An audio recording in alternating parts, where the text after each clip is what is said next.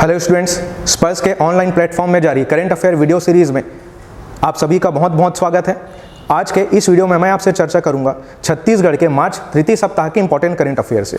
Video शुरू करने से पहले आप सभी को मैं बता दूं कि इस वीडियो का जो निःशुल्क पीडीएफ है वो हमारे एप्लीकेशन में अपलोड कर दिया गया है।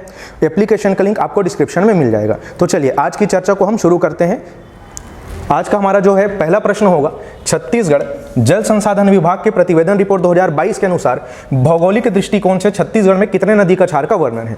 दोस्तों यह जो प्रश्न है वो आपके स्टैटिक जीएस पार्ट से भी कनेक्टेड है। छत्तीसगढ़ भूगोल में आप सभी ने ड्रेनेज सिस्टम का अध्ययन किया होगा, वहां से इस क्वेश्चन को आप जरूर लिंक कर सकते हैं। फिलहाल इस प्रश्न के लिए मैं आपको विकल्प बता देता हूं। इस प्रश्न के लिए हमारे पास विकल्प है 3, 4, 5 या 6। तो दोस्तों इस प्रश्न का सही उत्तर होगा, जिसमें हमको ये पूछा गया है कि भौगोलिक दृष्टिकोण से छत्तीसगढ़ को कितने नदी कछारों में बांटा गया है, इसका सही उत्तर होगा 5। ठीक है, इसका सही उत्तर क्या होगा? 5 नदी कछारों में छत्तीसगढ़ को भौगोलिक दृष्टिकोण से बांटा गया है। आगे हम ये देख लेते हैं कि वो 5 जो है भौगोलिक क्षेत्र हमारे कौन कौन से होंगे। तो 5 इंपॉर्टेंट नदियों के नाम याद कीजिए। सबसे पहला होगा महानदी, फिर होगा गोदावरी, एक है गंगा, एक है नर्मदा और एक है ब्राह्मणी। इन 5 नदी कछारों में इसको बांटा गया है। परसेंटेज की अगर हम बात करें तो यहाँ पे आप देख सकते हैं सर्वाधिक परसेंटेज जो है महानदी कछार का है 56.15%। ठीक है, इसका लगभग आप आधा करेंगे तो आप कहाँ पे पहुंच जाएंगे? 27.5% के आसपास पहुंच जाएंगे। वहां से आप गोदावरी कछार को याद कर सकते हैं, इसको आपको याद रखना है 28.64%। ये हो गया आपका गोदावरी कछार का वेटेज। उसके बाद जो वेटेज ज्यादा है वो है आपका गंगा कछार का, और ये वेटेज है आपका 30.63%, लगभग 14% के साथ इसको आप याद रख सकते हैं। और उसके बाद ब्राह्मणी और नर्मदा कछार का जो वेटेज है वो काफी कम है। यहाँ पे आप इसको देख सकते हैं कि ब्राह्मणी कछार मात्र 1.03% लेके बैठा है, और इससे आधा यानी कि 0.55% किसका है? नर्मदा कछार का है। तो ये जो अपडेटेड डेटा सरकार की ओर से जारी किया गया है, इन सारे तथ्यों को आपको ध्यान में रखना है। आगामी परीक्षाओं में हो सकते हैं कि यहाँ से करंट अफेयर से रिलेट करके स्टैटिक पार्ट से क्वेश्चन पूछे जाएंगे, तो आप सभी इस डेटा से अवश्य अपडेटेड रहें। ठीक है, चलिए हम बढ़ते हैं आज के दूसरे प्रश्न की ओर। और आज का हमारा जो दूसरा प्रश्न है वो है, भारत का 5वां मेरीन फॉसिल पार्क किस स्थान पर विकसित किया जा रहा है। दोस्तों इस तथ्य के बारे में भी मैं उम्मीद करता हूं कि जो हमारे करंट अफेयर से टेलीग्राम से नियमित रूप से जुड़े हुए हैं, क्योंकि ये पिछले साल का करंट अफेयर है जो वापस अभी अखबारों में आ रहा है, तो इसलिए मैं आपको रिवीजन के तौर पे इसको वापस बताने आया हूं कि भारत का जो 5वां मेरीन फॉसिल पार्क है वो हमारे छत्तीसगढ़ में डेवलप किया जा रहा है, लेकिन किस स्थान पर, यह सवाल है। आपको स्थान ध्यान रखना है। ठीक है, तो विकल्प मैं इस प्रश्न का आपको बता देता हूं। इस प्रश्न के हमारे लिए विकल्प है चिरमिरी, मनेन्द्रगढ़, दल्लीराजरा या सूरजनगर। तो दोस्तों इस प्रश्न का सही जवाब होगा मनेन्द्रगढ़। आप याद रखेंगे, भारत का 5वां मेरीन फॉसिल पार्क छत्तीसगढ़ के सरगुजा संभाग के मनेन्द्रगढ़ में विकसित किया जा रहा है। ठीक है, और मनेन्द्रगढ़ की अगर आप बात करो तो मनेन्द्रगढ़ के क्षेत्र में 2 नदियों के संगम पर इसको विकसित किया जा रहा है। उसमें से एक नदी है हसिया और एक नदी है हसदेव। ठीक है, हसिया और हसदेव नदी के तट पर भारत का जो 5वां मेरीन फॉसिल है वो विकसित किया जा रहा है। ठीक है, साथ ही साथ आप ध्यान रखेंगे ये छत्तीसगढ़ का पहला समुद्री मेरीन फॉसिल पार्क होगा। समुद्री मेरीन फॉसिल पार्क भी होगा, ये तथ्य भी आप ध्यान में रख सकते हैं। ठीक है, अब प्रश्न में एक तथ्य और आप देख सकते हैं, यहाँ पे पूछा गया है भारत का 5वां मेरीन फॉसिल पार्क। ठीक है, मतलब ऑब्वियस सी बात है कि 4 मेरीन फॉसिल पार्क जो है पहले से डेवलप्ड हैं, किसी न किसी स्टेट में एग्जिस्ट करते होंगे, तो उनके बारे में भी हमको जानना आवश्यक है। और ये तथ्य आप यहाँ पे देख पा रहे हैं कि भारत में कौन कौन से 4 मेरीन फॉसिल पार्क पहले से मौजूद हैं। तो ये आप देख सकते हैं, एक मेरीन फॉसिल पार्क है अरुणाचल प्रदेश के सुबानसिरी में, दूसरा मेरीन फॉसिल पार्क है झारखंड के राजहरा में, तीसरा मेरीन फॉसिल पार्क है पश्चिम बंगाल के दार्जिलिंग में, और चौथा मेरीन फॉसिल पार्क है सिक्किम के खेमगांव में। तो इस प्रकार से ये 4 मेरीन फॉसिल पार्क हो गए। और 5वां मेरीन फॉसिल पार्क कहाँ बनाया जा रहा है, मैं आपको फिर से रिविजन करवा देता हूँ। ठीक है, यहाँ पे देखिएगा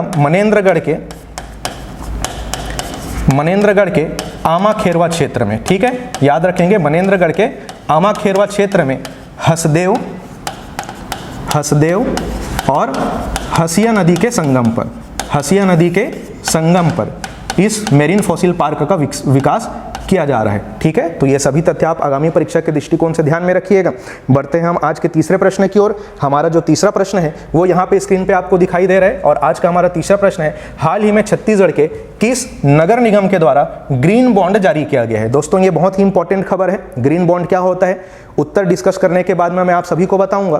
तो इस प्रश्न के लिए हमारे विकल्प है जिसमें हमको पूछा गया है कि छत्तीसगढ़ के किस नगर निगम में हाल ही में ग्रीन बॉन्ड जारी किया गया है, और विकल्प है रिसाली, भिलाई चरोदा, बिरगांव और रायपुर। तो इस प्रश्न का सही उत्तर होगा दोस्तों रायपुर नगर निगम। हाल ही में रायपुर नगर निगम के महापौर एजाज ढेबर जी के द्वारा में ही ये ग्रीन बॉन्ड जो है जारी किया गया है। ग्रीन बॉन्ड क्या होता है इसको हम थोड़ा सा समझ लेते हैं।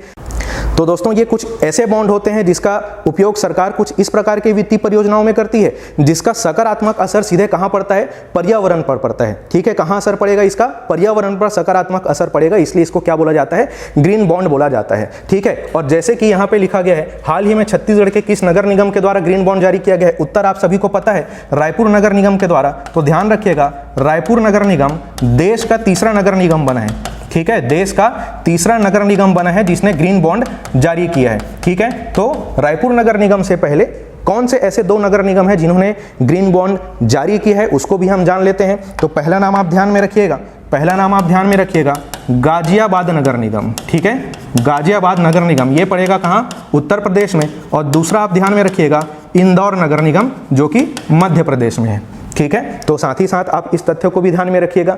नगर निगम की बात आई है तो आप रिकॉल कर लीजिए कि छत्तीसगढ़ में कुल कितने नगर निगम है, 14 नगर निगम है। छत्तीसगढ़ नगर निगम में मेन कौन होते हैं, महापौर। छत्तीसगढ़ महापौर संघ के अध्यक्ष कौन है, एजाज ढेबर जी। ठीक है, एजाज ढेबर जी वर्तमान स्थिति में रायपुर नगर निगम के क्या है, महापौर भी हैं। तो ये सारे तथ्य आप ध्यान में रखिएगा। चलिए आज की चर्चा को हम आगे बढ़ाते हैं और ये रहा आपके सामने चौथा प्रश्न, और ये जो प्रश्न है वो खेल के क्षेत्र से संबंधित है। ठीक है, तो प्रश्न है छत्तीसगढ़ की खिलाड़ी आकर्षी कश्यप को सरकार ने हाल ही में कौन सा शासकीय पद देने की घोषणा की है। दोस्तों अगर आप लगातार अखबारों को अध्ययन करते होंगे तो इस प्रश्न का जवाब आप सभी को बिल्कुल पता होगा। और ये जो नाम है आकर्षी कश्यप जो कि खेल के क्षेत्र में बहुत ही ज्यादा प्रसिद्ध है, सिर्फ छत्तीसगढ़ के ही नहीं राष्ट्रीय स्तर में ख्याति प्राप्त खिलाड़ी हैं आकर्षी कश्यप जो कि छत्तीसगढ़ से बिलोंग करती हैं। चलिए वापस हम प्रश्न पे आते हैं। आकर्षी कश्यप को सरकार ने कौन सा शासकीय पद देने की घोषणा की है, और पदों के नाम यहाँ पे आप देख सकते हैं, उप जिला अध्यक्ष, उप पुलिस अधीक्षक, सहायक जेलर या सहायक संचालक। तो दोस्तों इस प्रश्न का सही जवाब होगा उप पुलिस अधीक्षक। ठीक है, उप पुलिस अधीक्षक जिसे आप deputy superintendent of police DSP के नाम से जानते हैं। ठीक है, तो ये पद हाल ही में सरकार ने आकर्षी कश्यप को देने की घोषणा की है। और आकर्षी कश्यप की अगर हम बात करें तो आप सभी को याद होगा आकर्षी कश्यप बैडमिंटन की खिलाड़ी हैं जो कि छत्तीसगढ़ के दुर्ग जिले से संबंधित है। और हाल ही में इन्होंने बर्मिंघम में आयोजित कॉमनवेल्थ गेम्स में भारत के लिए सिल्वर मेडल जीता था। ठीक है, तो ये तथ्य भी आप ध्यान में रखेंगे जो आकर्षी कश्यप से जुड़ा हुआ है। ठीक है, चलिए हम आगे बढ़ते हैं अपने अगले प्रश्न की ओर। पांचवा प्रश्न यहाँ पे आप देख पा रहे हैं कि हाल ही में छत्तीसगढ़ में कितने नए खेलो इंडिया लघु केंद्रों की स्वीकृति दी गई है। ठीक है, प्रश्न ध्यान से पढ़ेंगे। हाल ही में छत्तीसगढ़ में कितने नए खेलो इंडिया लघु केंद्र को स्वीकृति दी गई है। आपके सामने विकल्प ये रहे 9, 10, 11 या 12। तो इस प्रश्न का सही जवाब होगा दोस्तों 10। ठीक है, इस प्रश्न का सही जवाब ध्यान में रखिएगा 10। हाल ही में 10 नए खेलो इंडिया लघु केंद्र को छत्तीसगढ़ में स्वीकृति दी गई है। और इसी के साथ, ठीक है, इसी के साथ छत्तीसगढ़ में खेलो इंडिया सेंटर्स की संख्या 14 से बढ़कर कितनी हो गई है, 24 हो गई है। ठीक है, 14 से बढ़कर क्या हो गई है, 24 हो गई है। दोस्तों 2018 में एक योजना लॉन्च किया गया था जिसको बोला गया था खेलो भारत योजना। क्या बोला गया था, खेलो भारत योजना। ठीक है, ये कब लॉन्च किया गया था, 2018 में। इस योजना को लॉन्च करने के पीछे मकसद क्या था, इंडिया में स्पोर्ट्स कल्चर को बढ़ावा देना था। ठीक है, इंडिया में स्पोर्ट्स कल्चर को बढ़ावा देना था। इसी के तहत इन सभी केंद्रों की स्थापना की जा रही है। ठीक है, चलिए अब हम अपनी चर्चा को आगे बढ़ाते हैं। अभी जैसे आपने देखा कि 10 नए सेंटर्स को स्वीकृति मिली है, तो कौन कौन से खेल में किस किस स्थान पर ये सेंटर स्थापित किए जाएंगे इसकी हम चर्चा कर लेते हैं। ठीक है, सबसे पहले आपको संख्या ध्यान में रखनी है, क्या, 10 नए खेलो इंडिया केंद्र। ठीक है, इस 10 में से अगर आप देखेंगे तो 5 खेल यहाँ पे सम्मिलित है। ठीक है, 10 केंद्रों में कौन से खेल को बढ़ावा दिया जाएगा, 5, जिसमें से एक है कबड्डी, एक है कुश्ती, एक है हॉकी, एक है फुटबॉल और एक है आपका तीरंदाजी। ये 5 खेल हो गए। चलिए सेंटर्स की हम बात करते हैं तो हॉकी के लिए यहाँ पे आप देख सकते हैं बस्तर और जांजगीर चांपा में केंद्र स्थापित किया जाएगा। कुश्ती के लिए ये केंद्र जो है धमतरी में स्थापित किया जाएगा। कबड्डी का जो केंद्र है वो बेमेतरा में स्थापित किया जाएगा। सबसे ज़्यादा जो महत्व है वो फुटबॉल को दिया गया है। किसको दिया गया है? फुटबॉल को दिया गया है। और इसमें अगर आप देखेंगे तो 2 सेंटर आपके सरगुजा संभाग में जो कि सूरजपुर और बलरामपुर तथा जो 2 केंद्र हैं वो कोरबा और मुंगेली, ये बिलासपुर संभाग में दिया गया है। ठीक है, तो फुटबॉल में 4 सबसे ज़्यादा दिया गया है, इसको आप ध्यान में रखिएगा। उसके बाद में जो तीरंदाजी है, तीरंदाजी के लिए महासमुंद और दंतेवाड़ा में केंद्रों की स्थापना की जाएगी। ठीक है, तो ये कुछ इस प्रकार से 10 नए खेलो इंडिया लघु केंद्रों का क्या हो गया? विवरण हो गया। ठीक है, तो इन सब को आप अवश्य ध्यान में रखेंगे। चलिए अगले प्रश्न की ओर आगे बढ़ते हैं। हमारा 6वां प्रश्न होगा, छत्तीसगढ़ में गोबर से प्राकृतिक पेंट बनाने की कितनी इकाइयाँ स्वीकृत की गई है? ठीक है, आप सभी इसके बारे में बहुत ज़्यादा पढ़ते होंगे कि गोधन न्याय योजना की शुरुआत की गई थी छत्तीसगढ़ में। सरकार जो है गोबर का क्रय करती किसानों और गोपालकों से, और वो जो गोबर है उससे वर्मी कंपोस्ट बनाए जा रहे हैं। ठीक है, और महिला स्व सहायता समूहों को जोड़कर गोबर से विभिन्न प्रकार के उत्पाद बनाए जा रहे हैं, अगरबत्ती बनाए जा रहे हैं, दिए बनाए जा रहे हैं। उसी क्रम में एक नई शुरुआत की गई है गोबर से प्राकृतिक पेंट बनाने की।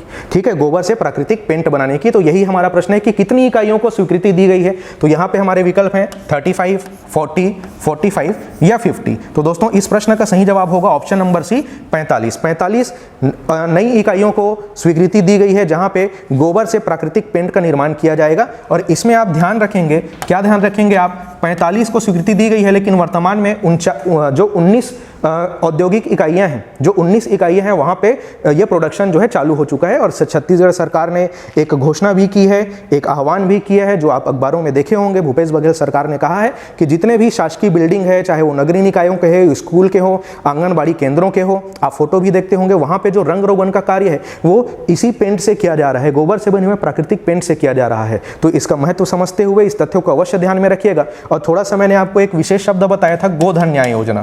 ठीक है, क्या बताया था मैंने आपको? गोधन न्याय योजना। तो ये जो योजना है ये छत्तीसगढ़ में 20 जुलाई, कब? 20 जुलाई सन 2020 को शुरू किया गया था। और उस वर्ष का ये कौन सा था आपका? हरेली त्यौहार। कौन सा त्यौहार था? हरेली त्यौहार था। कहाँ से शुरू किया गया था? बैहार गौठान से। कहाँ से? बैहार गौठान से शुरू किया गया था। ये बैहार गौठान जो है रायपुर जिले के आरंग विकास खंड क्षेत्र के अंतर्गत आता है। ठीक है, तो ये लीजिए, ये आपका स्टैटिक तथ्य हो गया। कभी भी इन तथ्यों के बारे में पूछा जा सकता है, क्योंकि ये योजना अपने आप में सफल होती दिखाई दे रही है। इसका असर व्यापक रूप से ग्रामीण अर्थव्यवस्था में दिखाई दे रहा है, इसलिए स्टैटिक तथ्य भी आपको ध्यान रखना जरूरी है। समझ में आया? चलिए, ये हो गया हमारा कौन सा? 6वां प्रश्न। अगले प्रश्न की ओर हम आगे बढ़ते हैं। अगला प्रश्न यहाँ पे आप देख पा रहे हैं, छत्तीसगढ़ सरकार द्वारा 3rd जेंडर के लोगों के लिए मासिक कितने रुपए की मासिक पेंशन की घोषणा हाल ही में की गई है। ठीक है, 3rd जेंडर समुदाय से संबंधित ये बहुत ही अच्छा तथ्य है, ये आप ध्यान में रखेंगे। विकल्प है 250 रुपए, 300 रुपए, 400 रुपए या 350 रुपए। ठीक है, 4 विकल्प यहाँ पे आप देख सकते हैं, 250, 300, 350 और 400 रुपए। तो ध्यान रखिएगा, छत्तीसगढ़ सरकार ने तृतीय लिंग समुदाय यानी 3rd जेंडर ग्रुप के लिए 350 रुपए मासिक पेंशन की घोषणा की है। ठीक है, और इस कार्य से संबंधित विभाग जो होगा छत्तीसगढ़ समाज कल्याण विभाग। ठीक है, इस विभाग को अवश्य ध्यान में रखिएगा। 3rd जेंडर से संबंधित एक तथ्य और ध्यान में रखिएगा,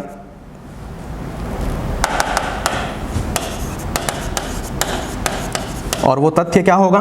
3rd जेंडर के सामाजिक कल्याण के लिए, ठीक है, 3rd जेंडर के सामाजिक कल्याण के लिए नीति बनाने वाला छत्तीसगढ़ देश का प्रथम राज्य है। छत्तीसगढ़ देश का प्रथम राज्य है। ये कल्याण नीतियां क्यों बनाई जा रही 3rd जेंडर के लिए? ताकि वो भी मुख्य धारा में रहे, मुख्य धारा के समाज में जुड़े हुए लोगों से अलगाव महसूस न करे, उनसे भी जुड़ सके और उनका भी जीवन यापन बेहतर हो, समाज में उनको वो इज्जत मिले। इसलिए सरकार के द्वारा विभिन्न प्रकार के प्रयास इनके लिए किए जा रहे हैं। ठीक है, चलिए अगले प्रश्न की ओर हम आगे बढ़ते हैं। हमारा जो 8वां प्रश्न है वो होगा, जो कि बहुत ही इंपॉर्टेंट प्रश्न है। ठीक है, छत्तीसगढ़ वृक्ष संपदा योजना, इस वर्ष में अब तक की जितनी भी योजनाएं लॉन्च की गई है उसमें सबसे महत्वपूर्ण यही योजना है। ठीक है, चलिए प्रश्न की ओर हम आगे बढ़ते हैं। मुख्यमंत्री वृक्ष संपदा योजना की शुरुआत किस तिथि से हुई है? ठीक है, खास तौर पे आपको योजना की शुरुआत होने की तिथि परीक्षाओं में पूछी जाती है। ठीक है, तो ऐसा ही प्रश्न आपको यहाँ पे दिया गया है कि मुख्यमंत्री वृक्ष संपदा योजना की शुरुआत किस तिथि से हुई है। यहाँ पे आपको विकल्प दिखाई दे रहे हैं, 20 मार्च, 21 मार्च, 22 मार्च और 23 मार्च। चलिए, अगर आप आंसर गेस नहीं कर पा रहे होंगे तो मैं आप सभी को हिंट देता हूं कि इस योजना की जो शुरुआत है वो विश्व वानिकी दिवस, वर्ल्ड फॉरेस्ट्री डे के दिन से की गई थी। ठीक है, अब अगर आपको ये नहीं पता है तो बिल्कुल इस तथ्य को मैं यहाँ से आपको जोड़ के बताऊंगा। पहले तो आप इस प्रश्न का उत्तर ध्यान रखिए कि 21 मार्च को इस योजना का शुभारंभ किया गया था। कब किया गया था? 21 मार्च को इस योजना का शुभारंभ किया गया था, जिसका नाम है मुख्यमंत्री वृक्ष संपदा योजना। ठीक है, 21 मार्च को क्या रहता है आपका? फॉरेस्ट्री डे, फॉरेस्ट्री डे, विश्व वानिकी दिवस। चलिए, अब इस योजना के बारे में हम थोड़ी विस्तार में चर्चा करेंगे क्योंकि इस वर्ष की बहुत ही महत्वपूर्ण योजना है, जैसे कि मैंने आपको बताया। तो शुरुआत हम करते हैं बजट से। इस वर्ष के बजट को क्या बोला गया था भाई? भरोसे का बजट। क्या बोला गया था? भरोसे का बजट। तो इस भरोसे के बजट में इस योजना के लिए 100 करोड़ रुपए का एलोकेशन किया गया है। कितने करोड़ रुपए का प्रावधान किया गया आपका? 100 करोड़ रुपए का प्रावधान किया गया है। शुरुआत की तिथि आपको पता चल गई। ठीक है, अब उद्देश्य क्या है इस योजना का? उद्देश्य ये होगा इस योजना का कि छत्तीसगढ़ के जो भी कृषक हैं उन्हें वाणिज्यिक उत्पादन के लिए प्रोत्साहन दिया जाएगा। किसके लिए प्रोत्साहन दिया जाएगा? वृक्षों के वाणिज्यिक रोपण के लिए प्रोत्साहन दिया जाएगा। वृक्षों के वाणिज्यिक रोपण का अर्थ क्या होगा इस योजना के अंत में आप सीख जाएंगे। ठीक है, तो कृषकों को वाणिज्यिक रोपण के लिए बढ़ावा दिया जाएगा, वो भी उनके निजी भूमि पे। ठीक है, तो ये इस योजना का क्या है? उद्देश्य है। अब जब भी किसी योजना का उद्देश्य निर्धारित किया जाता है तो उस उद्देश्य की प्राप्ति के लिए एक रोड तैयार किया जाता है, एक ब्लूप्रिंट तैयार किया जाता है। तो सरकार जब इस योजना को लॉन्च किया तो सरकार अपना 5 साल का टारगेट लेके आगे बढ़ा हुआ है। ठीक है, वृक्षारोपण तो भूमि पर ही किया जाएगा, तो 5 साल का सरकार ने एक टारगेट बनाया जिसमें उन्होंने बोला कि हर वर्ष हम क्या करेंगे? 36,000 एकड़ पर वृक्षारोपण करेंगे।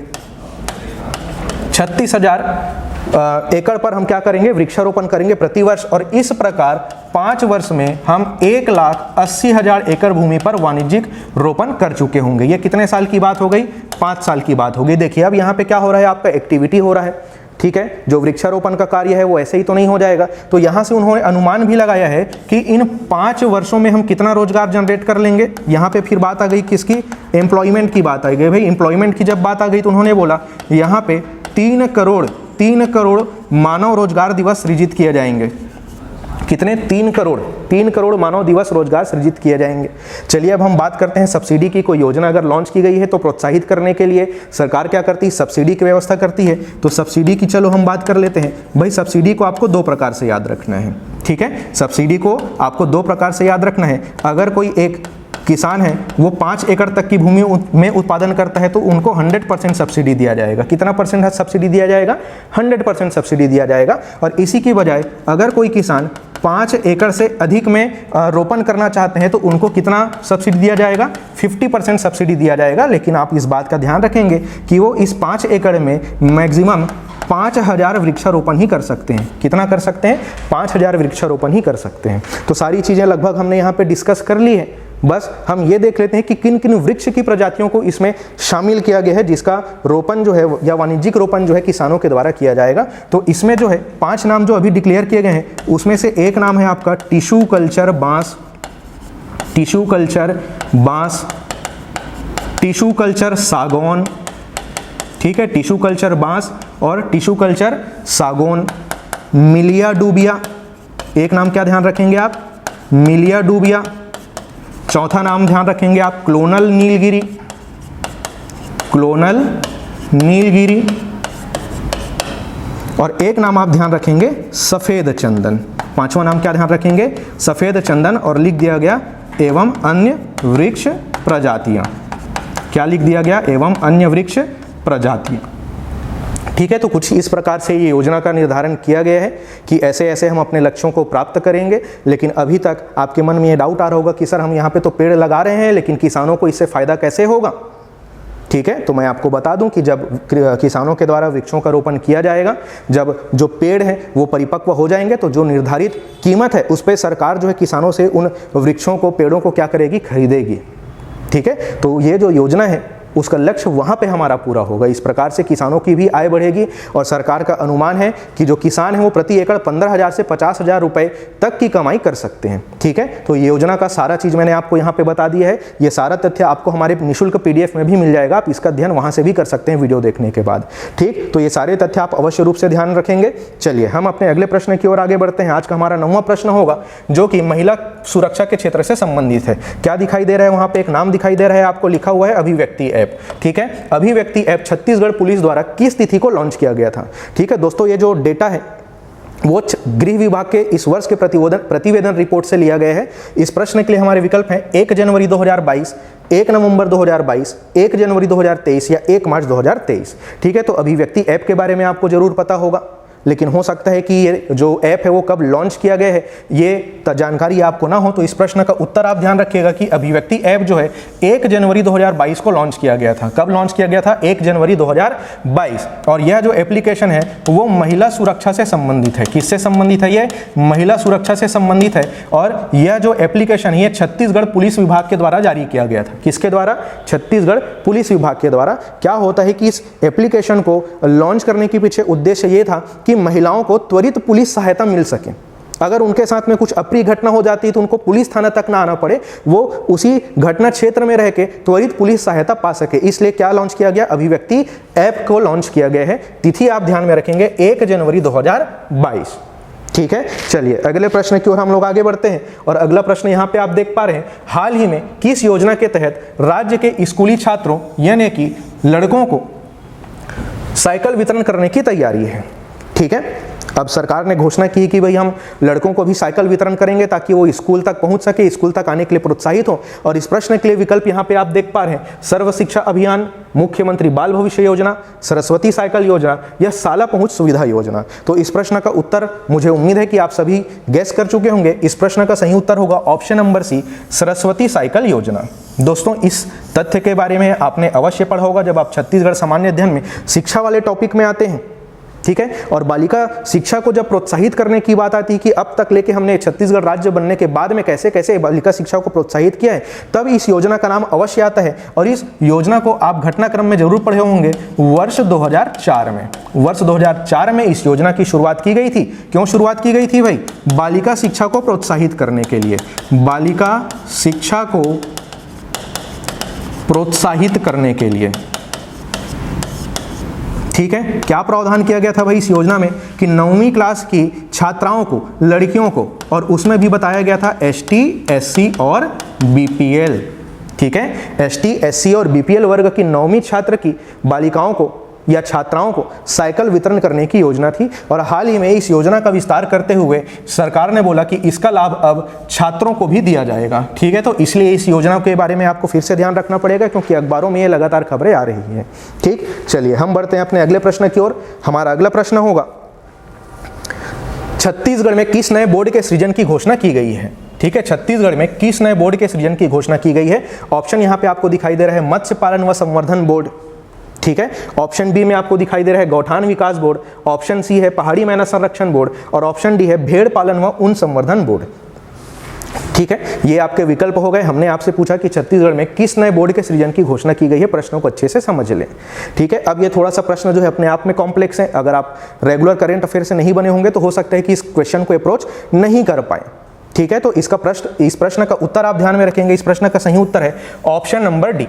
ठीक है, ऑप्शन नंबर डी, भेड़ पालन व ऊन संवर्धन बोर्ड। हाल ही में इसी मार्च के महीने में हमारे मुख्यमंत्री श्री भूपेश बघेल जी गड़रिया समाज के वार्षिक सम्मेलन में गए थे। वहां पे उन्होंने घोषणा की। अब गड़रिया समाज जो है किससे संबंधित रहता है? भेड़ पालन से। भेड़ से क्या प्राप्त किया जाता है? ऊन संवर्धन, जहां से उनकी आर्थिक क्रियाकलाप, उनकी आर्थिक गतिविधि जुड़ी हुई है। तो सरकार ने उनके आर्थिक उत्थान के लिए, ठीक है, उनके आर्थिक उत्थान के लिए घोषणा की कि आप लोगों के कल्याण के लिए भी अब एक बोर्ड का सृजन किया जाएगा और उस बोर्ड का नाम दिया जाएगा भेड़ पालन व ऊन संवर्धन बोर्ड, जिसमें उन सबको जोड़ के उन्हें समाज में वापस उठाने की कोशिश की जाएगी। ठीक है, तो कुछ इस प्रकार की घोषणा हाल ही में भूपेश बघेल जी के द्वारा की गई है और ये तथ्य आप ध्यान में रखेंगे। ठीक है, तो दोस्तों आज का हमारा यह वीडियो यहीं पर समाप्त होता है। मुझे उम्मीद है कि आज का यह वीडियो आप सभी के लिए जरूर लाभदायक होगा। ठीक है, और अगर आपको यह वीडियो अच्छा लगा हो तो इसे अन्य अभ्यर्थी मित्रों तक भी जरूर शेयर कीजिएगा। जल्द मैं आप सभी के सामने उपस्थित होऊंगा मार्च 3rd वीक राष्ट्रीय अंतर्राष्ट्रीय करंट अफेयर्स के वीडियो के साथ। तब तक के लिए धन्यवाद।